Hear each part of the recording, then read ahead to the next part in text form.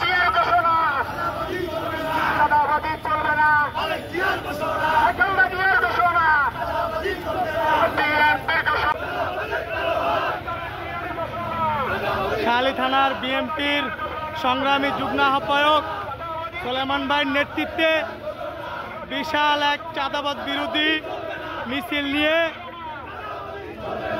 বিভিন্ন রোড প্রদর্শনী করলো। সবাই সাবধান হয়ে যান, চাঁদাবাজের কালো হাত ভেঙে দাও, ঘুরিয়ে দাও।